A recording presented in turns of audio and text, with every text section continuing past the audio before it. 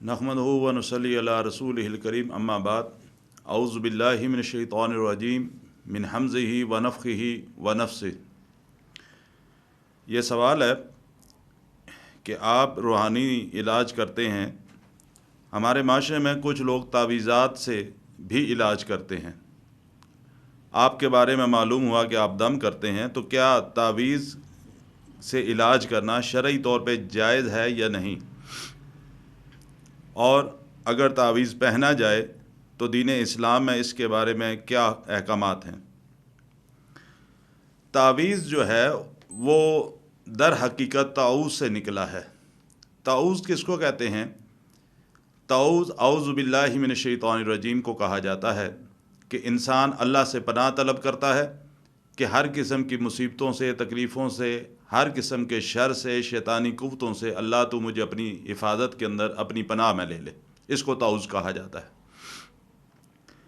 जिस माशरे में हम रहते हैं, इस माशरे में लोगों की कसीर तादाद अपने बाजू, अपने गले या जिस्म के मुख्तलिफ़ हिस्सों के साथ तावीज़ात बांधती है और मुख्तलिफ़ आमलीन उनको उनके मसाइल का हल तावीज़ात के ज़रिए देने की कोशिश करते हैं। अगर आपका इत्तफ़ाक़ देहातों के अंदर जाने का हो तो देहातों में लोगों ने अपने जानवरों के गले में भी बाज़ औक़ात तावीज़ बांधे होते हैं कि हमारे जानवर को, हमारे चौपाई को किसी की नज़र ना लगे, बद नज़र ना हो। इसी तरह इंसान भी तावीज़ात पहनते हैं। जहाँ तक रूहानी मसाइल या रूहानी बीमारियों का इलाज है, तो मुसलमानों से हटकर अगर गैर मुस्लिम के पास, जिस माशरे में हम रहते हैं, हिंदो पाक का जो माशरा है, इसमें अगर किसी गैर मुस्लिम के पास भी इलाज के लिए जाया जाए, किसी ईसाई के पास, यहाँ तक किसी हिंदू के पास भी अगर जाया जाए, तो वो भी इलाज के तौर पर इलाज के तौर पर तावीज़ ही देता है कि ये आप मरीज़ के गले में बांधें या उसके जिस्म के मुख्तलिफ़ हिस्सों पर बांधें। हालांकि उसका ताल्लुक़ दीन इस्लाम से नहीं। अगर कोई क्रिश्चियन है या हिंदू है या किसी और मज़हब से उसका ताल्लुक़ है, तो लाजमी बात है वो कुरान पाक की कोई आयत या अल्फाज लिख कर तावीज़ के तौर पर नहीं देता, बल्कि वो अपने मज़हब के लिहाज से कोई चीज़ वो लिख कर देगा। एक चीज़ को अच्छी तरह हमें अपने जहनों के अंदर नशीं करना होगा कि दीन इस्लाम को समझने के लिए अल्लाह सुब्हानहू व तआला के अहकामात यानी कुरान मजीद और नबी सल्लल्लाहु अलैहि वसल्लम के फ़रामीन को समझकर उसका मुतालिया करने से ही हमें दीन इस्लाम की समझ आ सकती है। ये जो सवाल है आपका कि क्या तावीज़ात के ज़रिए इलाज किया जा सकता है और दीन इस्लाम है इसके बारे में क्या हुक्म है। अल्लाह के नबी सल्लल्लाहु अलैहि वसल्लम के पास एक शख्स आया और एक हदीस के अंदर आता है कि उसने छल्ला पहन रखा था और दूसरी में आता है कि उसने कड़ा पहना हुआ था। अल्लाह के नबी सल्लल्लाहु अलैहि वसल्लम ने उससे पूछा कि ये तुमने क्यों पहन रखा है।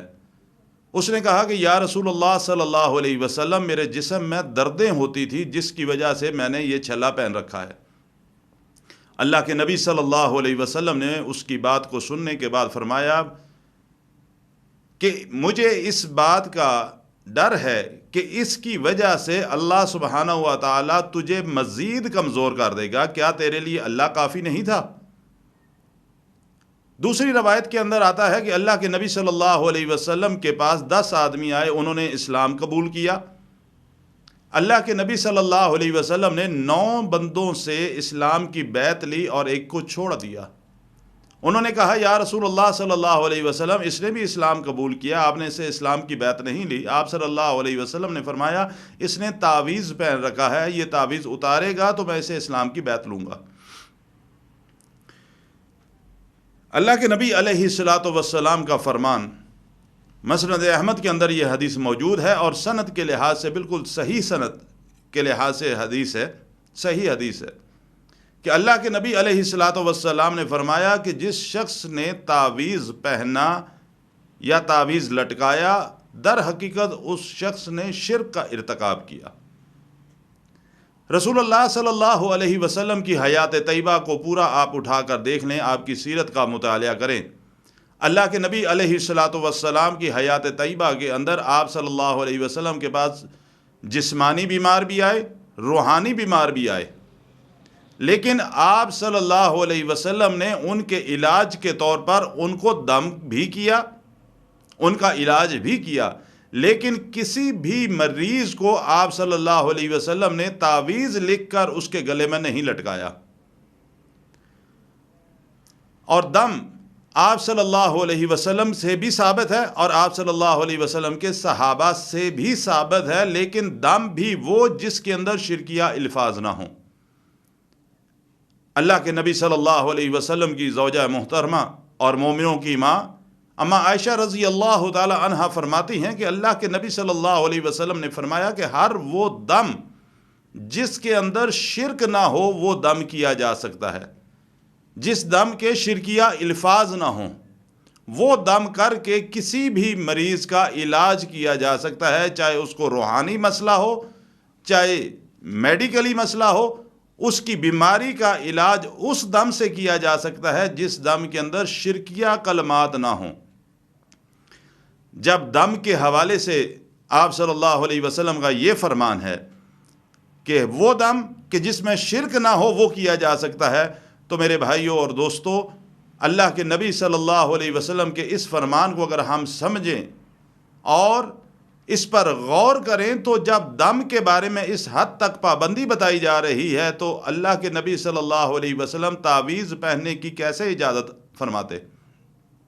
اور آپ صلی اللہ علیہ وسلم کی سیرت سے، آپ کے عمل سے بھی کوئی ایسی بات سامنے نہیں آتی، کوئی ایسا واقعہ نہیں ملتا کہ آپ صلی اللہ علیہ وسلم کے پاس کوئی مریض آیا ہو اور آپ نے اس کو دم کرنے کی بجائے اس کے تعویذ لکھ کے اس کے گلے میں ڈالا ہو۔ لہٰذا ہمیں دین اسلام کو اسی طریقے سے سمجھنا ہوگا جس طرح اللہ سبحانہ و تعالیٰ نے آسمانوں سے نازل فرمایا اور اللہ کے نبی صلی اللہ علیہ وسلم نے ہمیں سمجھایا۔ اللہ تعالیٰ دین اسلام کی سمجھ اور سمجھنے کے بعد عمل کرنے کی توفیق عطا فرمائے۔